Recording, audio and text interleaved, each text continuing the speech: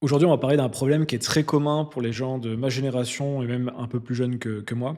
C'est ce désir constant de devoir toujours tout faire maintenant et d'avoir l'impression qu'il y a une urgence de vivre et qu'il faut réaliser du coup tous ces projets, il faut tout faire en même temps, il faut faire beaucoup, beaucoup, beaucoup. Et à la fin, au final, se rendre compte et d'être frustré de ne pas faire grand-chose, de ne pas accomplir ses projets et du coup de faire du surplace dans sa vie ou dans son business. Et c'est un sujet important qui est assez profond et il y a des méthodes, il y a des choses que je vais pouvoir te partager dans cette vidéo qui peuvent aider clairement à mieux vivre déjà ce syndrome qu'on est généralement nombreux à avoir et en même temps à concrètement mettre des choses en place pour pouvoir avancer plus sereinement sur ces projets, notamment avec des conseils de certains philosophes et entrepreneurs. Donc déjà, pourquoi on a cette tendance à vouloir tout réaliser maintenant, cette, urgence de vivre, on est dépêché de vivre et de faire? Bah, je pense que déjà fondamentalement, c'est un manque de confiance dans la vie et une peur de la mort, en réalité. Sujet pas très réjouissant, mais il faut savoir en parler. C'est que on se dit, voilà, on ne sait pas combien de temps on va vivre, l'avenir est évidemment, incertain, inconnu. Et du coup, on se dit, voilà, il y a énormément de choses, il y a beaucoup de désirs aussi qui nous sont projetés sur internet. Voilà, on est toujours, projetés de tous les côtés. Voilà, on nous projette énormément de désirs, de choses qu'on pourrait faire, de hobbies qu'on pourrait poursuivre, de business qu'on pourrait lancer. Et du coup, d'un côté, on ne sait pas combien de temps on va vivre, on a l'impression que la vie est courte et qu'elle nous échappe. Et de l'autre, il y a énormément de désirs et de choses qu'on nous envoie comme: «Ah, tu pourrais faire ça dans ta vie, tu pourrais te lancer dans ça, tu pourrais être un tel». Et la combinaison des 2 fait que ça crée une espèce de bug existentiel qui fait que les gens ont envie, et encore plus quand on est quelqu'un qui aime bien faire des projets, se lancer dans des aventures entrepreneuriales au sens large, bah, on se retrouve à vouloir tout faire à la fois, d'avoir plein de centres d'intérêt et encore une fois d'avoir cette frustration de ne pas réussir au final à avancer sur ne serait-ce qu'un seul projet. Donc ça, c'est le problème principal.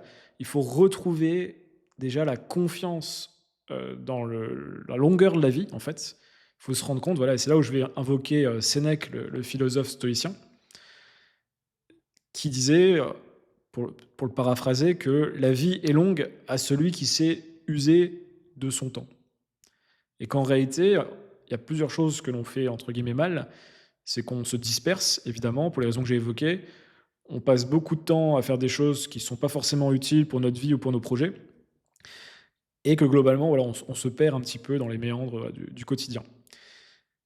Donc une fois qu'on a dit ça, bah, on se rend compte que la vie peut être longue, donc comme dit Sénèque, pour ceux qui arrivent déjà à se recréer du temps et surtout qu'il faut faire confiance en la vie parce que supposons, voilà, que la moyenne d'âge aujourd'hui, est autour des 80 ans en Occident, 80-82 ans, de mémoire. C'est relativement long et ça permet non pas de mettre tous les projets tout de suite et de tout faire de manière précipitée, mais de séquencer sa vie. Et donc moi, il y a une manière d'approcher, la vie, mes projets et du coup, bah, oui, donc mes projets, c'est ce que j'aime appeler les saisons de vie et les phases de vie. Et l'idée, en fait, qu'il y a derrière, c'est tout simplement de se dire: «Bah, voilà, j'ai confiance en la longueur de la vie et quand bien même elle devrait s'arrêter prématurément, bah, j'aurais canalisé mon attention, mon énergie, mon focus dans un certain nombre de projets, de manière séquencée, que j'aurais réalisés, que j'aurais finalisés, dont j'aurais appris des choses et qui vont nourrir mes projets et mes saisons, phases de vie suivantes». Et c'est vraiment de se dire, en fait, il vaut mieux faire peu, moins et de manière plus concentrée que beaucoup, dans l'idée et peu dans la finalité. Et je pense à un ami notamment qui fait des aventures, où il fait des explorations, des aventures sur internet, qui une fois se posait la question, heu, en voilà, je dois faire tant d'aventures, je suis frustré parce que, j'aimerais, voilà, faire réaliser un certain nombre de choses et en fait, c'était un nombre l'objectif. Sauf que la réalité, c'est qu'en fait, à la fin, on s'en fout de savoir combien d'aventures il va faire, son audience va pas le juger là-dessus et lui-même, en fait, il va être beaucoup plus heureux, accompli et se réaliser en prenant individuellement chaque aventure, en les vivant pleinement et à la fin de sa vie, qu'il en ait fait, 48 ou 53, ça changera strictement rien.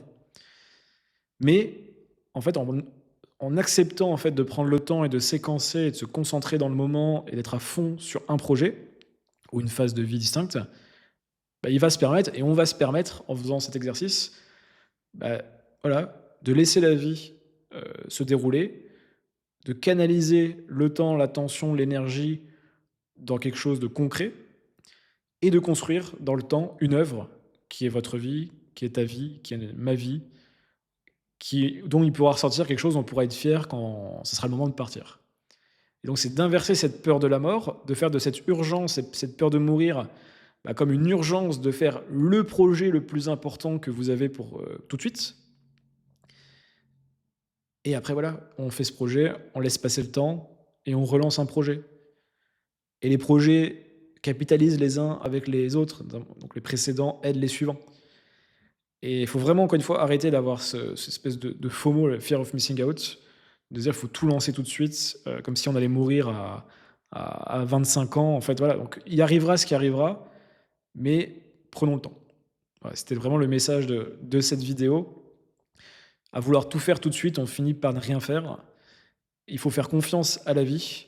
Donc ce que je t'invite à faire avant de partir de cette vidéo, c'est, bah, de noter la saison dans laquelle tu es, la phase de vie dans laquelle tu as envie d'être. Est-ce qu'en ce moment, le projet le plus important pour toi, c'est, de lancer ton premier business? Est-ce que c'est de te faire un défi type un marathon? Voilà, définis ce projet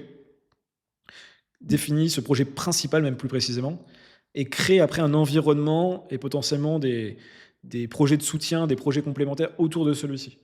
Mais ne t'éparpille pas dans un dédale de projets, d'idées, de fantasmes qui au final ne vont faire que te frustrer au quotidien parce que ton corps, ton âme, ton esprit, ils savent que tu es en train de perdre ton temps, de gâcher, de l'énergie, gâcher du potentiel.